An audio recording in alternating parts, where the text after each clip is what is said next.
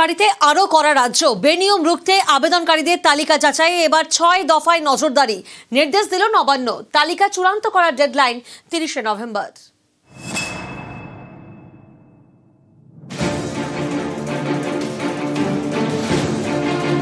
বাংলার বাড়ি প্রকল্প পাকা বাড়ি তৈরির জন্য টাকা দিচ্ছে রাজ্য সরকার।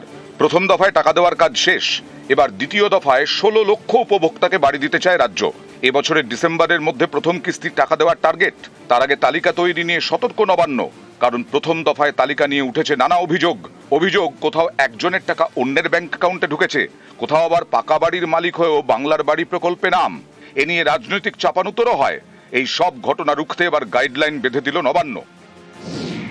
আবেদনকারীর তালিকা যাচাইয়ে ৬ দফায় নজরদারি চালাতে হবে। তালিকা যাচাইয়ের জন্য তৈরি করা হবে সোশ্যাল অডিট টিম।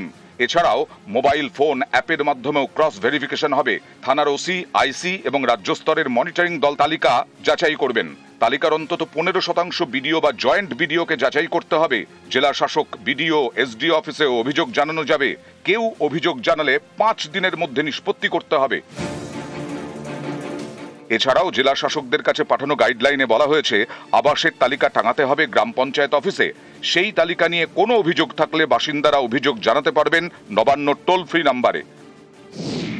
১০ই অক্টোবরের মধ্যে তালিকা পুনর্মূল্যায়নের কাজ শেষ করতে হবে। তালিকা ধরে দেখতে হবে আবেদনকারী প্রকল্পের সুবিধে পাওয়ার যোগ্য কি না। ১৫ই অক্টোবরের মধ্যেই কাজ শেষ করতে হবে। দ্বিতীয় দফায় কারা বাড়ি পাবেন সেই তালিকা চূড়ান্ত করার ডেডলাইন ৩০শে নভেম্বর।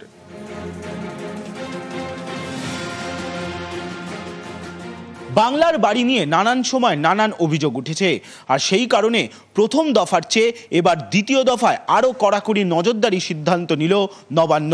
মোট ৬ দফায় যাচাই হবে বাংলার বাড়ির প্রাপকদের তালিকা। উদ্দেশ্য একটাই, যোগ্য উপভোক্তারাই যাতে এই বাংলার বাড়ি পান। ক্যামেরায় সুমন বোসের সঙ্গে সোমরাজ বন্দ্যোপাধ্যায়, নিউজ ১৮ বাংলা, কলকাতা।